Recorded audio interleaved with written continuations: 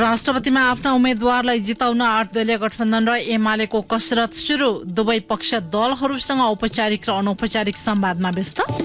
नेपालमा प्रमाणपत्र तहमा नर्सिङ अध्यापन गराउने कलेजको संख्या 122 बाट घटेर 44 मा झर्यो। पछिल्ला वर्षमा थालिएको नियमनले गुणस्तरीय जनशक्ति तयार पार्ने अपेक्षा। प्रधानमन्त्री दाहाल नजाने भएपछि अल्पविकसित राष्ट्रहरूको 5औं राष्ट्र संघीय सम्मेलनमा उपप्रधानमन्त्री श्रेष्ठले नेपाली टोलीको नेतृत्व गर्ने। युक्रेनको युद्धलाई लिएर अमेरिका र युरोपेली सहयोगीद्वारा मस्कोमा द्वन्द्व युद्ध अन्त्य गर्न दबाव जारी राख्न G20 राष्ट्रहरूको समूहलाई आग्रह। र निर्णायक खेलमा नेपालले युएलाई 7 रनले पराजित गर्दै आइसिसी अन्डर 19 विश्वकपमा त्रिकोणात्मक एकदिवसीय अन्तर्राष्ट्रिय सिरिज अन्तर्गतको दोस्रो खेलमा नेपाल युए सामु 68 रनले पराजित। नमस्कार, कान्तिपुर डायरीका साथमा साथी सुरज र म पार्वता। समाचार अब विस्तारमा। भावी राष्ट्रपतिमा आफ्ना उम्मेद्वारलाई जिताउन नेपाली कांग्रेस नेतृत्वको गठबन्धन र एमाले कसरत सुरु गरेका छन्। कांग्रेस नेतृत्व 8 दलीय गठबन्धनले काठमाडौँमा आज प्रतिनिधि सभा र राष्ट्रिय सभाका सांसदको भेला गरी साझा उम्मेद्वार रामचन्द्र पौडेललाई जिताउन एकताबद्ध भएर लाग्न आग्रह गरेको छ। सो क्रममा प्रधानमन्त्री पुष्पकमल दाहाल, कांग्रेसका सभापति शेरबहादुर देउवा, एकीकृत समाजवादीका अध्यक्ष माधव कुमार नेपाल र राष्ट्रपतिका उम्मेद्वार पूर्व सभामुख पौडेल लगायतले सम्बोधन गरेका थिए। कार्यक्रममा बोल्दै कांग्रेस सभापति देउवाले पौडेल राष्ट्रपतिमा निर्वाचित भए विगतमा जस्तो संविधान उल्लङ्घन नहुने बताउनुभयो। प्रधानमन्त्री दाहालले भने एमाले अध्यक्ष केपी शर्मा ओलीले संसद विघटनबारे दिएको अभिव्यक्तिले आफूहरू झस्किएको र नयाँ गठबन्धन बनाएको बताउनुभयो। एकीकृत समाजवादीका अध्यक्ष नेपालले भने भावी राष्ट्रपतिले संविधानको रक्षालाई केन्द्रमा राख्नुपर्ने बताउनुभयो। यसैबीच नेपाली कांग्रेसले राष्ट्रपतिका लागि पौडेलको पक्षमा समर्थन जुटाउन गठबन्धन बाहिरका दललाई औपचारिक पत्र समेत पठाएको छ। त्यस्तै राष्ट्रपतिका उम्मेद्वार पौडेलले राष्ट्रिय स्वतन्त्र पार्टी र राप्रपाका शीर्ष नेताहरूसँग अनौपचारिक छलफल गरिरहेको बताइएको छ।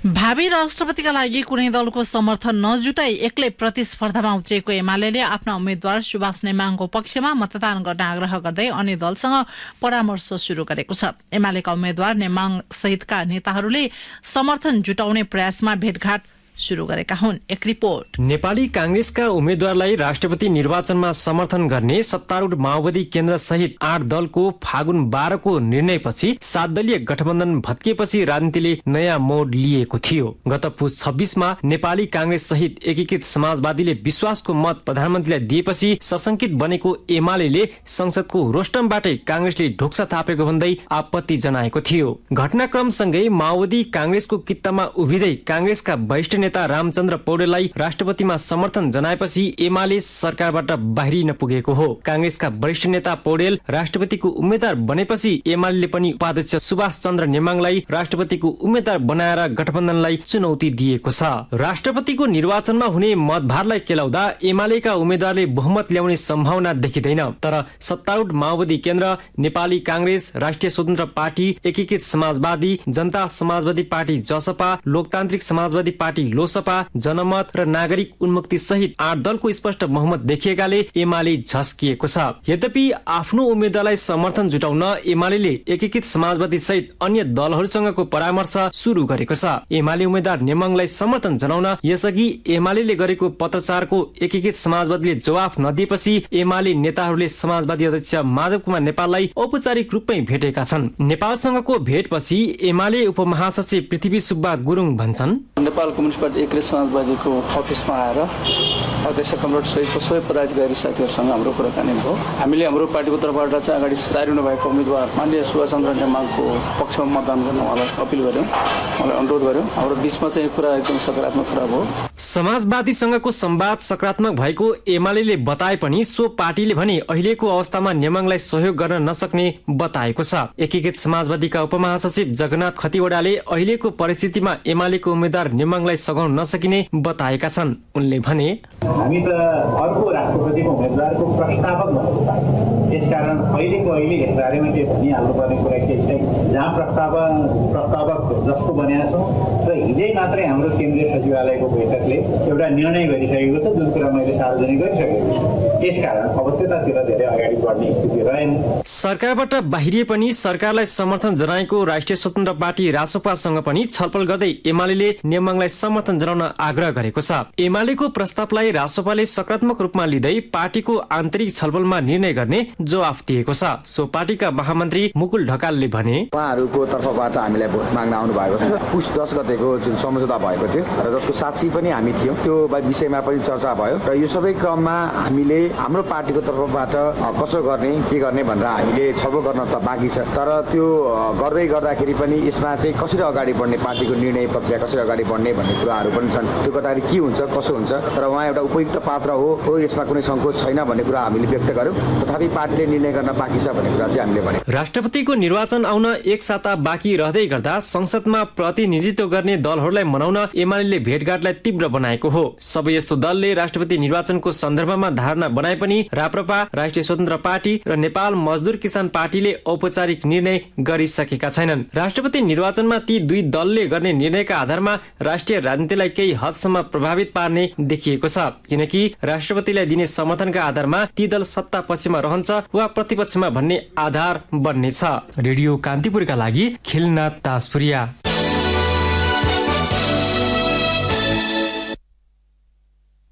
उपप्रधान एवं भौतिक पूर्वाधार तथा यातायात मन्त्री नारायण काजी श्रेष्ठ अल्पविकसित राष्ट्रहरूको 5औं राष्ट्रसङ्घीय सम्मेलन एलडीसीमा सहभागी हुन कतारको दोहा जानुहुने भएको छ।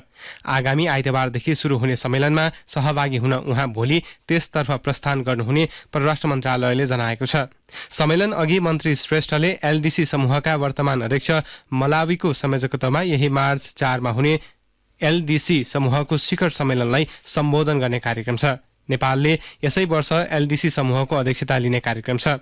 दोहामा उपप्रधानमन्त्री श्रेष्ठले सम्मेलनको पूर्ण सत्रलाई सम्बोधन गर्नुका साथै विभिन्न देश तथा संघ संस्थाका प्रतिनिधि मण्डलसँग द्विपक्षीय भेटवार्ता गर्ने कार्यक्रम छ। उहाँले प्रवासी नेपाली संघ संस्थाका प्रतिनिधिसँग पनि अन्तर्क्रिया गर्नुहुने बताइएको छ। प्रतिनिधि मण्डलमा राष्ट्रिय योजना आयोगका उपाध्यक्ष डाक्टर मीनबहादुर श्रेष्ठ, सांसद जितेन्द्र नारायण देव, सरकारका सचिव, कतारका लागि नेपाली राजदूत र अन्य वरिष्ठ अधिकारी रहने जनाएको छ। प्रधानमन्त्री पुष्पकमल दाहाल सम्मेलनमा जाने भनिए पनि राष्ट्रपति निर्वाचनका कारण उपप्रधानमन्त्री श्रेष्ठको नेतृत्वमा नेपालले सहभागिता जनाउन लागेको हो।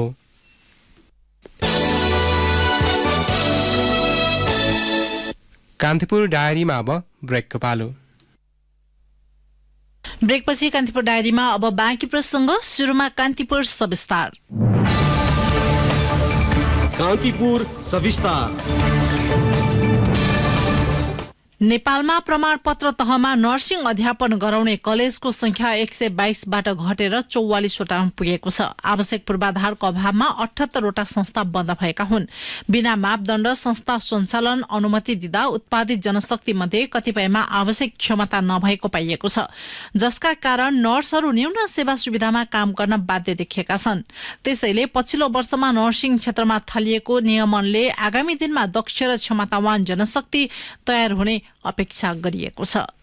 सबभन्दा धेरै जनशक्तिको अभाव हुन्छ। थुप्रै बिमारी एउटा नर्सले नै हेरिराख्नु परेको अवस्था हुन्छ। त्यो नै सबैभन्दा ठुलो समस्या हो। रातिको ड्युटी गर्नुपर्छ अनि क्वार्टरको व्यवस्था सबै स्टाफले पाएको हुँदैन।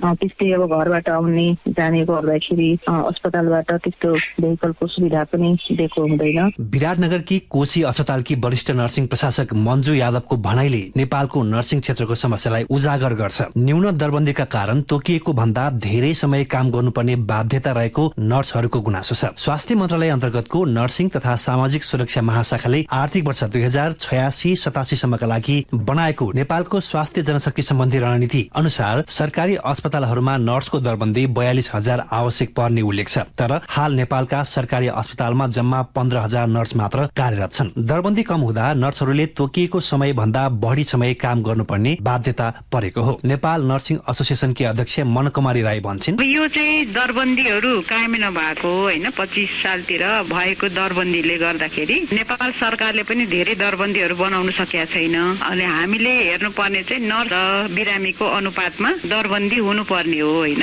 जनसङ्ख्या बढेर धेरै भइसकेको छ, तर अब नर्सहरू प्रोडक्सन पनि भइरहेको छ, तर जुन हामीहरूले नेपाल सरकार अथवा अस्पतालहरू जहाँ छन् नर्स खपत हुने त्यो ठाउँमा चाहिँ नर्सहरूको दरबन्दीहरू चाहिँ नभएको होइन, भएकोमा चाहिँ अपुग छ। नेपालमा नर्सको अभावमा दरबन्दी मिलान गर्न नसकिएको भने होइन। नर्सिङ काउन्सिलका अनुसार करिब 1,10,000 जना रजिस्टर्ड नर्स छन्, जसमध्ये सरकारी अस्पतालमा 15,000, निजीमा 18,000 र करिब 29,000 नर्सहरू विदेशिएका छन्। झण्डै 50,000 नर्सहरू बेरोजगार रहेको नर्सिङ एसोसिएसनले जनाएको छ। सरकारी अस्पतालमा जस्तै निजी अस्पतालमा समेत नर्सहरूले आफ्नो पेसालाई सम्मानित मानिएको अनुभव गर्न सकेका छैनन्। विराटनगरको एक निजी अस्पतालमा कार्यरत नर्स कृपा साखी भन्छिन्, लेबर एक्टले जति भनेको छ त्योभन्दा बढी आवर्स घटाइरहेको छ र स्यालेरी पनि तपाईँको एकदम मिनिमम नेपाल सरकारले तोकेको स्यालेरी होइन त्यसको हाफ भन्दा पनि कममा काम खटाइरहेको छ। एउटा अर्को भनेको नर्स पेसेन्ट रेसियो, एउटा नर्सको लागि कतिजना पेसेन्ट हुनुपर्ने हो त, त्यो म्यान पावरको कमीले गर्दाखेरि एउटै नर्सले धेरैजना बिरामी हेर्नु परेको अवस्था छ। त्यसले गर्दाखेरि क्वालिटी केयरमा चाहिँ अलिकति कम्प्रोमाइज भइरहेको छ। यी सब कारणले गर्दाखेरि चाहिँ अब नेपालको नर्सेसहरू एकदमै धेरै विदेशी राख्नु भएको छ। नर्सहरूले स्वास्थ्य संस्थाबाट पर्याप्त सेवा सुविधा पाउन नसक्नुको प्रमुख कारण गुणस्तरीय उत्पादनको कमीले भएको कतिपय स्वास्थ्य कर्मीकै बुझाइ छ। नर्सहरूको क्षमता वृद्धिका लागि शैक्षिक संस्थाले ध्यान दिन नसकेकाले पनि सो समस्या निम्तिएको साखी बताउँछिन्। उनले भनिन्, आफ्नो हस्पिटल नभएको कलेजहरूले प्र्याक्टिकल गर्न लाँदाखेरि सफिसियन्ट प्र्याक्टिकल नपुगेर हो कि कतिपय नर्सिङ कलेजहरूमा चाहिँ जुन क्वालिटीको नर्सेस निक्लिनु भएको छ उहाँले पछि गएर चाहिँ अब आफू पनि कम्पिटेन्ट त्यति नभएको कारणले गर्दाखेरि भोलिन्टरीले पनि काम गरिदिने होइन। अब त्यो भोलिन्टरीली बिना पैसा उहाँहरूले यतिकै काम गरिदिँदाखेरि अरू नर्सेसहरू जसले चाहिँ अब अलिकति उहाँहरू कम्पिटेन्ट हुनुहुन्छ भोलिन्टरी काम गर्न सक्नुहुन्न उहाँहरूलाई पनि अप्ठ्यारो भएको छ। नर्सिङ क्षेत्रमा उत्पादन हुने जनशक्तिका प्रमुख आवश्यकता नै पर्याप्त मात्रामा प्रयोगात्मक अभ्यास हो। तर प्रमाणपत्र तहमा नर्सिङ पढाइ हुने अधिकांश शैक्षिक संस्थाले विगतमा सैद्धान्तिक विषयलाई धेरै मात्रामा प्राथमिकता दिँदा उत्पादित जनशक्तिको क्षमतामा वृद्धि नभएको देखिएको छ। तर पछिल्लो समय सो अवस्थामा सुधार आएको देखिएको छ। पर्याप्त प्रयोगात्मक अभ्यासका लागि आफ्नै 100 बेडको अस्पताल भएका संस्थाले मात्र नर्सिङ पढाउन पाउने व्यवस्था चिकित्सा शिक्षा आयोगले गरेसँगै गुणस्तरीय जनशक्ति उत्पादन हुने अपेक्षा गरिएको छ। 122 नर्सिङ कलेज मध्ये 100 बेडको अस्पताल नभएका 78 वटा शैक्षिक संस्थाहरू बन्द भएका छन्। आवश्यक पूर्वाधार नपुगेको भन्दै बन्द भएका शैक्षिक संस्था सञ्चालकहरूले भने विद्यार्थीहरू स्वदेशमा नर्सिङ अध्ययन गर्न नपाएर विदेश जाने क्रम बढेको जिकिर गरिरहेका छन्। तर सो भनाइमा सत्यता नभएको सरकारी तथ्याङ्कले जनाएको छ। पछिल्लो 2 वर्षको अन्तरालमा नर्सिङका लागि करिब 150 जना विद्यार्थी मात्र विदेशिएको चिकित्सा शिक्षा आयोगले जनाएको छ। आयोगका सदस्य सचिव डाक्टर भोजराज काफले भन्छन्, नर्सिङमा विद्यार्थी असाध्यै कम भएको छ। एमबीबीएसको अलि धेरै गएको छन्, असाध्यै कम छ। 2 वर्षको हेर्दाखेरि 150 जति पनि गएको छैन। 2 वर्षदेखि इलिजिबिलिटी दिइरहेछ।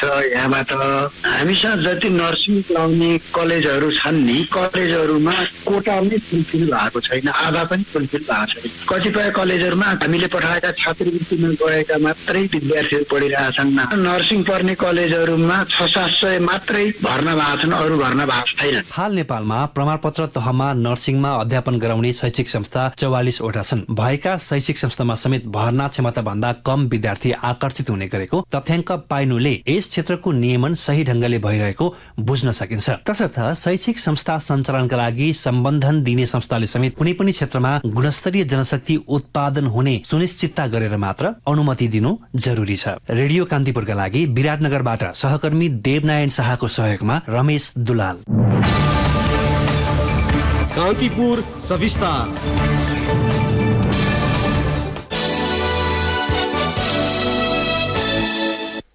सोभियो निर्वाचनका लागि 62 वटै आङ्गिक क्याम्पसमा चुनाव सञ्चालन समिति गठन भइसकेको त्रिभुवन विश्वविद्यालयले जनाएको छ। सोभियो केन्द्रीय निर्वाचन अनुगमन तथा समन्वय समितिका सदस्य सचिव प्राध्यापक पशुपति अधिकारीले 62 वटै आङ्गिक क्याम्पसमा समिति गठन भएसँगै चुनाव हुने पक्का भएको बताउनुभयो। यसअघि त्रिवीले आगामी चैत 5 मा हुने सोभियो निर्वाचनको कार्यतालिका प्रकाशन गरिसकेको छ। कार्यतालिका अनुसार चुनावका लागि संघ संगठन र समूह दर्ता गर्न भोलि अपराह्न 3 बजेसम्मको समय तोकिएको छ। फागुन 21 गते मतदाता सूची प्रकाशित गर्ने कार्यतालिका छ। यस्तै फागुन 25 मा मतदाता सूची उप दाबी विरोध गर्ने र समय तोकिएको छ भने सोही दिन बेलुका 5 बजे मतदाताको अन्तिम नामावली प्रकाशन गर्ने कार्यतालिका छ। फागुन 26 गते बिहान 11 देखि अपराह्न 2 बजेसम्म उम्मेद्वारका लागि मनोनयन पत्र वितरण गर्ने कार्यतालिका छ। यस्तै फागुन 27 मा उम्मेद्वारको मनोनयन पत्र दाखिला भएपछि बेलुका 5 बजे उम्मेद्वारको नामावली प्रकाशन गर्ने कार्यतालिका छ। थप प्रक्रिया पूरा भएपछि चैत 5 मा बिहान 8 देखि अपराह्न 4 बजेसम्म मतदान मिति र समय तोकेर त्रिविले सोभियो निर्वाचनको कार्यतालिका प्रकाशन गरेको हो। यसैबीच सोभियो चुनावलाई लिएर विभिन्न दलका विद्यार्थी संगठनले सहकार्यका लागि गृह कार्य सुरु गरिसकेका छन्।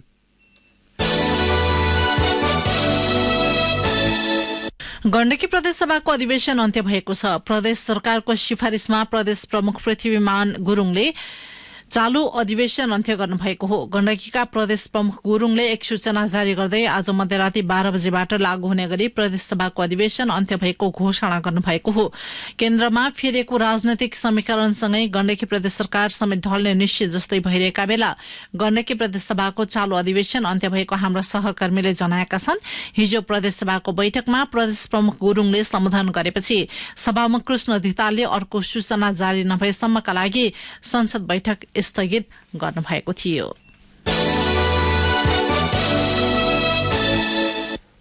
प्रविधि मैत्री सिकाइका लागि प्रदेश 1 का सामुदायिक विद्यालयमा स्थापित सूचना प्रविधि प्रयोगशालाबाट विद्यार्थीले अपेक्षित लाभ लिन सकेका छैनन्। विद्यालय तहमै कम्प्युटर, हार्डवेयर, सफ्टवेयर र सूचना प्रविधि सम्बन्धी सिकाइ प्रदान गर्न सुरु गरिएको यो कार्यक्रम दक्ष प्रशिक्षक, जनशक्ति र उपकरण मर्मतको स्रोत नहुँदा निष्प्रभावी बनेको छ। थप विवरण सहित धनकुटाबाट सहकर्मी विनोद घिमिरे। धनकुटा सदरमुकाममा रहेको गोकुण्डेश्वर बाल मन्दिर माध्यमिक विद्यालयले कक्षा 3 देखि 8 सम्म 100 पूर्णाङ्कको ऐच्छिकमा कम्प्युटर विषय राखेको थियो। तर प्रशिक्षक, जनशक्ति र उपकरण मर्मत गर्ने स्रोत जुटाउन नसकेपछि उक्त विषय हटाएको छ। ल्याब स्थापना भए पनि कम्प्युटर विषय शिक्षणका लागि दरबन्दीका प्रशिक्षक छैनन्। विद्यालय आफैले कम्प्युटर विषय पढाउने जनशक्ति व्यवस्थापन गर्न नसकेको गोकुण्डेश्वर बाल मन्दिर माध्यमिक विद्यालयका प्रधानाध्यापक दामोदर मिश्रको भनाइ छ। जनशक्तिको पनि समस्या भयो, अर्को समस्या मेन्टेनेन्सको ठूलो समस्या रहेछ। यसैले कम्प्युटर विषय चलाउनै गाह्रो भएकोले हामीले तल्लो तहमा कम्प्युटर विषय हटाउँदै गइरहेछौँ र माथिल्लो 11-12 मा चाहिँ नियमित रूपले ऐच्छिक विषय पढाइरहेछौँ। धनकुटाकै भिरगाउँमा सञ्चालित श्रीमान टङ्क माध्यमिक विद्यालयको सूचना प्रविधि प्रयोगशालामा 20 वटा कम्प्युटर र सहायक उपकरण छन्। यो विद्यालयको कक्षा 6, 7 र 8 का विद्यार्थीले विज्ञान र प्रविधि विषयमा कम्प्युटर पनि पढ्नुपर्छ। तर सैद्धान्तिक तथा प्रयोगात्मक कक्षा सञ्चालनका लागि दरबन्दीका कम्प्युटर शिक्षक छैनन्। कम्प्युटर लगायत बिग्रेका सहायक उपकरण मर्मत गर्ने स्रोत र जनशक्ति छैन। यसरी सूचना प्रविधि प्रयोगशाला प्रभावकारी बन्न नसकेको विद्यालयका प्रधानाध्यापक नरबहादुर विश्वकर्मा बताउँछन्। एउटा सामुदायिक विद्यालयमा कम्प्युटरको छुट्टै शिक्षाको व्यवस्थापन कमै मात्रामा हुन्छ, हुँदैन भन्दा पनि हुन्छ। हामीले निजी स्रोतमा कम्प्युटर शिक्षाको व्यवस्थापन गरेका छौँ, तर जति मात्रामा दक्षता त्यो कम्प्युटर सञ्चालन गर्नुपर्नेमा हुनुपर्छ त्यति मात्रामा हामीसँग नभएकै हो। त्यसैको कारणले यसलाई सञ्चालनमा कठिनाइ परेको छ। उपकरण भए पनि दक्ष प्रशिक्षक, जनशक्ति, सञ्चालन र मर्मतका लागि स्रोत जुटाउन नसक्दा प्रदेश 1 का सामुदायिक विद्यालयमा सूचना प्रविधि प्रयोगशाला निष्प्रभावी बनेका यी 2 नमुना उदाहरण हुन्। प्रदेश 1 को सामाजिक विकास मन्त्रालयले आर्थिक वर्ष 2076-77 यता प्रदेश 1 का 14 वटै जिल्लाका 338 सामुदायिक विद्यालयमा सूचना प्रविधि प्रयोगशाला, स्मार्ट र ई कक्षा व्यवस्थापनका लागि 13 करोड 68 लाख रुपियाँ लगानी गरेको छ। उपकरण सहितका प्रयोगशाला स्थापना गरे पनि प्रशिक्षक, जनशक्ति र सञ्चालन कोषको व्यवस्था गरेको छैन। तर प्रदेश 1 को शिक्षा विकास निर्देशनालय धनकुटाका अधिकृत सन्तोष बराल विद्यालयमा स्थापित कम्प्युटर ल्याब सञ्चालनका लागि प्राविधिक जनशक्ति व्यवस्थापन भइरहेको दावी गर्छन्। बराल भन्छन्, प्रदेश सरकार सामाजिक विकास मन्त्रालयले स्वयंसेवक शिक्षकको रूपमा शिक्षकहरू उपलब्ध गराउन सुरु गरेको छ। विद्यालयहरूमा स्वयंसेवक शिक्षकहरू उपलब्ध हुनुहुन्छ। केही विद्यालयहरूले कम्प्युटर शिक्षकको रूपमा माग गर्नु भएको छ र सो अनुसारको कम्प्युटर शिक्षकको कोटा उपलब्ध गराएको छ। संघीयता कार्यान्वयन हुनु अघि शिक्षा मन्त्रालय र त्यसपछि प्रदेश 1 को सामाजिक विकास मन्त्रालयले सामुदायिक विद्यालयमा सूचना प्रविधि प्रयोगशालाका लागि कम्प्युटर र सहायक उपकरण सामग्री उपलब्ध गराउँदै आएको छ। तर यो कार्यक्रमबाट विद्यार्थीहरूले अपेक्षित लाभ लिन भने सकेका छैनन्। रेडियो कान्तिपुरका लागि विनोद घिमिरे, धनकुटा। कान्तिपुर डायरीमा अब कालीकोट डायरीको पालो। कालीकोट डायरीमा तुलाराम पाण्डेको नमस्कार। कालीकोटका 2वटा स्थानीय तहमा फागुन 1 गते नयाँ शैक्षिक सत्र सुरु भए पनि पाठ्य पुस्तक नहुँदा पठन पाठन प्रभावित भएको छ। जाडो बिदा हुने तिलागुफा नगरपालिका र महाबाई गाउँपालिकामा फागुन 1 गतेदेखि नयाँ शैक्षिक सत्र सुरु भएको हो। यहाँका अन्य 7वटा स्थानीय तह खाँडाचक्र, शुभकालिका, नरहरिनाथ, सान्नी त्रिवेणी, राजकोट, पञ्चलझरना र पलन्तामा भने वैशाख 1 गतेदेखि शैक्षिक सत्र सुरु हुनेछ। पाठ्य पुस्तक वैशाख अघि आउन सम्भव नभएकाले हिउँदे बिदा हुने विद्यालय मर्कामा परेको निमित्त शिक्षा विकास तथा समन्वय एकाइ प्रमुख प्रकाश चन्द्र धितालले बताउनुभयो। झण्डै 4 दशक लगाएर निर्माण भएको बहुचर्चित कोटबाडा विमानस्थल पुग्न केबल कार सञ्चालन गरिने भएको छ। सदरमुकाम मान्मको डाँडाबाट पारिपट्टि पर्ने सुनथराली कोटबाडाको डाँडो जोड्ने केबल कार निर्माण गर्न सरकारवालाले पहल थालेका हुन्। मान्मबाट कोटबाडा पुग्न पैदल 6 घण्टा र गाडीमा 2.5 घण्टा लाग्ने गर्छ। 2042 सालमा सर्वे भएर निर्माण थालिएको कोटबाडा विमानस्थल हाल कालोपत्रे भए पनि जहाज आएको छैन। आगामी चैत्र पहिलो साता सम्पन्न हुने स्वतन्त्र विद्यार्थी युनियनको चुनावमा 2वटा विद्यार्थी संगठनले महिला नेत्रीलाई सभापतिको उम्मेद्वार बनाएका छन्। जिल्लाकै पुरानो तिला कर्णाली बहुमुखी क्याम्पस ताडीको सभापतिमा एमाले निकट अनेरा सोबिउले शर्मिला कुमारी साई र माओवादी केन्द्र निकट अखिल क्रान्तिकारीले जनचेतना बहुमुखी क्याम्पस मेलमुडीको सोबिउ सभापतिमा पार्वती सञ्जाललाई उम्मेद्वार बनाएका हुन्। दुवै महिला नेत्री जिल्ला कमिटिका कोषाध्यक्ष हुन्।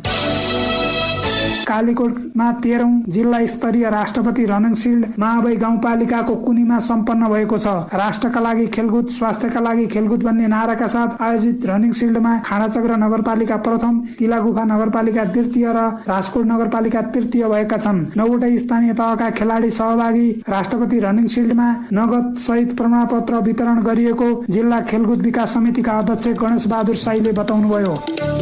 हवस् त कालीकोट डायरी आजलाई यति नै। तुलाराम पाण्डे बिदा हुन्छु। नमस्कार। जिल्ला डायरीपछि कान्तिपुर डायरीमा पुनः ब्रेकको पालो। अब आर्थिक प्रसंग। शेयर नभएका र लामो समयदेखि सञ्चालनमा नआएका निष्क्रिय डिम्याट खाता बन्द हुने भएका छन्। धेरै खाता निष्क्रिय हुन थालेपछि त्यस्ता खाता बन्द गर्न लागि सीडीएस एन्ड क्लियरिङका प्रमुख कार्यकारी अधिकृत पूर्ण प्रसाद आचार्यले बताउनुभयो। खातावालाको अनुमति बिना डिम्याट खाता बन्द गर्न नपाइने भएकाले कानूनी व्यवस्था परिमार्जन गरी तोकिएको समयसम्म निष्क्रिय रहेका खाता सीडीएस आफैले बन्द गर्न पाउने व्यवस्थाका लागि धितोपत्र बोर्डलाई पत्राचार गरिएको आचार्यले बताउनुभयो। सीडीएसका अनुसार हिजोसम्म 55,73,000 डिम्याट खाता खुलेका छन्। तीमध्ये 13,51,371 वटा निष्क्रिय छन्। त्यस्तै 3,81,000 खाता दोहोरिएका छन् भने 17,63,113 वटा खाता शेयरविहीन छन्। शेयर नभएका निष्क्रिय खाता अहिले बन्द गर्ने र लगानीकर्ताले चाहेको समयमा 100 रुपैयाँ तिरेर नयाँ खाता खोल्न सक्ने भएकाले निष्क्रिय खाता रहिरहनुको औचित्य नभएको उहाँको भनाइ छ।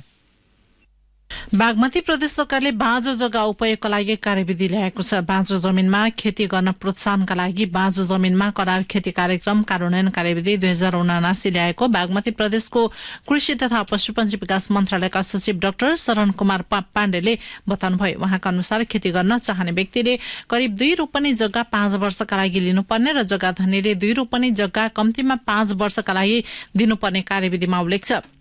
बागमती प्रदेशले कार्यक्रमका लागि 1.5 करोड रुपैयाँ बजेट समेत विनियोजन गरेको छ। बाँझो जमिन उपलब्ध गराउने जग्गा धनीलाई प्रति रोपनी 2000 अनुदान समेत दिने मन्त्रालयले जनाएको छ। अब अन्तर्राष्ट्रिय प्रसंग। युक्रेनमा भएको युद्धलाई लिएर अमेरिका र युरोपेली सहयोगीहरूले G20 राष्ट्रको समूहलाई मस्कोमा द्वन्द्व अन्त्य गर्न दबाव जारी राख्न आग्रह गरेका छन्। युक्रेन रुस युद्धले विश्वलाई अस्थिर बनाएको भन्दै मस्कोको द्वन्द्व अन्त्य गर्न आग्रह गरेको रोइटर्सले जनाएको छ। रुसले भने पश्चिमा प्रतिनिधिले आफ्नो आर्थिक असफलताको जिम्मेवारी मस्कोमा सार्न चाहेको आरोप लगाएको छ। रुसले युक्रेनमा युद्ध सुरु गरेको 1 वर्ष पूरा भइसकेको छ। G20 देशका विदेश मन्त्रीहरू भारतको नयाँ दिल्लीमा एक दिने बैठकका लागि भेला भएका छन्। रसियाले युक्रेनमा आफ्नो कारबाहीलाई सुरक्षा खतरा हटाउन विशेष सैन्य कारबाहीको रूपमा वर्णन गरेको छ।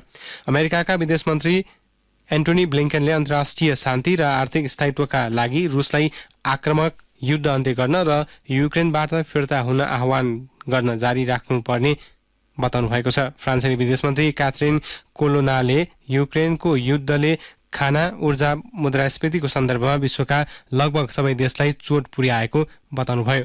भारतका प्रधानमन्त्री नरेन्द्र मोदीले विदेश मन्त्रीहरूलाई विश्वव्यापी मुद्दाका साझा आधार खोज्न आह्वान गर्नुभयो।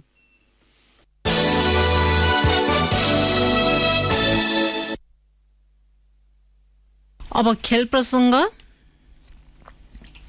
युएमा जारी आइसिसी विश्वकप क्रिकेट लिग 2 अन्तर्गत त्रिकोणात्मक एक दिवसीय अन्तर्राष्ट्रिय सिरिजको दोस्रो खेलमा नेपाल आयोजक युएसँग 68 रनले पराजित भएको छ। लगातार 5 खेलमा जित्ने कार्यको नेपालको विजय यात्रामा पनि पूर्ण विराम लागेको छ। दुवै अन्तर्राष्ट्रिय क्रिकेट रंगशालामा आज भएको खेलमा टस जितेर फिल्डिङ रोजेको नेपाल सामु युएले 208 रनको लक्ष्य पेश गरेको थियो। जवाबी ब्याटिङमा उत्रिएको नेपाल 31.5 ओभरमा 139 रन बनाएर अल आउट भयो। नेपालका लागि कुशल मल्लले 60 रनको योगदान गरे पनि त्यो जितका लागि पर्याप्त बन्न सकेन। त्यस्तै सन्दीप लामिछानेले 26 रनमा अभिजित रहे। नेपालका लागि अर्का ब्याट्सम्यान आसिफ शेखले 17 रन जोड्न बाहेक अन्य ब्याटम्यानले दोहोरो अङ्कको रन जोड्न सकेनन्। खराब ब्याटिङ प्रदर्शन गरेको नेपालले 3 खेलाडीलाई 0मा गुमाए। ज्ञानेन्द्र मल्ल, कप्तान रोहित पौडेल र आरिफ शेखले खातै खोल्न सकेनन्। बलिङतर्फ युएका रोहन मुस्तफा र कार्तिक मयप्पनले समान 3 विकेट लिए। जुनैद सिद्दिकीले 2 विकेट हात पारे। ब्याटिङतर्फ युएका लागि आसिफ खानले 72 रन बनाए भने रोहन मुस्तफाले 52 रनको अभिजित पारित खेले। खेलको man of the match Rohan Mustafa घोषित भए। नेपालका लागि बलिङतर्फ सन्दीप लामिछानेले 3 विकेट लिए। नेपालले लिग 2 मा युएलाई अहिलेसम्म हराउन सकेको छैन। 30 खेल खेलेको नेपाल 13 जित र 15 हार बेहोर्दै 28 अङ्क सहित तालिकाको 6औं स्थानमा छ। समान खेल खेलेको युए 14 जित र 13 हार बेहोर्दै 31 अङ्क सहित 5औं स्थानमा छ। नेपाल अर्को वर्ष श्रीलङ्कामा हुने आइसिसी अन्डर 19 विश्वकपमा पुगेको छ। आज भएको खेलमा युएईलाई 7 रनले पराजित गर्दै नेपाल अर्को वर्ष श्रीलङ्कामा हुने विश्वकपमा पुगेको हो। युएईको अजमान स्थित इडेन गार्डन ओभल मैदानमा 192 रनको लक्ष्य पछ्याएको युएईलाई नेपालले 48 ओभरमा 184 रनमा अल आउट गर्यो। नेपालका दिपेश कणेलले 5 विकेट लिए। हेमन्त धामी र सुभाष भण्डारीले 2-2 विकेट लिए। 6 राष्ट्र सम्मिलित यस प्रतियोगिताको विजेता टोली बन्दै नेपाल अर्को वर्ष श्रीलङ्कामा हुने आइसिसी अन्डर 19 विश्वकपमा पुगेको हो। नेपालले सबै 5 खेल जित्यो भने युएईले 5 मध्ये 4 खेल जित्यो। नेपालले 2016 यता आइसिसी अन्डर 19 विश्वकप खेलेको छैन। युएईका लागि काल दिसुजाले 50 रन बनाए। आर्यन सक्सेना 34, आर्यङ शर्मा 32, अमर बदामी 19 रनमा आउट भए। यसअघि इडेन गार्डन ओभल मैदानमा टस जितेर ब्याटिङ गरेको नेपाल 48.5 ओभरमा 191 रन बनाएर अल आउट भएको थियो। कप्तान देव खनालले 51 रनको अर्धशतकले नेपालले खेलमा पुनरागमन गरेको थियो। उत्तम थापा मगरले 36 रन बनाए। विशाल विक्रम केसीले मध्यक्रममा 38 रन बनाएपछि नेपालले चुनौतीपूर्ण स्कोर बनाउन सक्यो। युएईका लागि ध्रुव पराशरले 3 विकेट लिए। हरिश शेट्टी र कप्तान आयान खानले 2-2 विकेट लिए। अन्तिम बुलेटिनका प्रमुख प्रसङ्ग पुनः एकपटक। राष्ट्रपतिमा आफ्ना उम्मेद्वारलाई जिताउन 8 दलीय गठबन्धन र एमालेको कसरत सुरु। दुवै पक्ष दलहरूसँग औपचारिक र अनौपचारिक संवादमा व्यस्त। नेपालमा प्रमाणपत्र तहमा नर्सिङ अध्यापन गराउने कलेजको संख्या 122 बाट घटेर 44 मा झर्यो। पछिल्ला वर्षमा थालिएको नियमनले गुणस्तरीय जनशक्ति तयार पार्ने अपेक्षा। प्रधानमन्त्री दाहाल नजाने भएपछि अल्पविकसित राष्ट्रहरूको 5औं राष्ट्र संघीय सम्मेलनमा उपप्रधानमन्त्री सुरेशले नेपाली टोलीको नेतृत्व गर्ने। युक्रेनको युद्धलाई लिएर अमेरिका र युरोपेली सहयोगीद्वारा मस्कोमा द्वन्द्व अन्त्य गर्न दबाव जारी राख्न G20 राष्ट्रहरूको समूहलाई आग्रह। र निर्णायक खेलमा युएलाई 7 रनले पराजित गर्दै नेपालले आइसिसी अन्डर 19 विश्वकपमा त्रिकोणात्मक एक दिवसीय अन्तर्राष्ट्रिय सिरिज अन्तर्गतको दोस्रो खेलमा नेपाल युए सामु 68 रनले पराजित। हवस् त यिनै प्रसङ्गसँगै कान्तिपुर डायरीको यो बुलेटिन यही सकिन्छ। राति 8 बजे सेक्युरिटी एन्ड क्राइम डायरी हुनेछ। सुरज र म आज्ञा माग्छौँ। नमस्कार।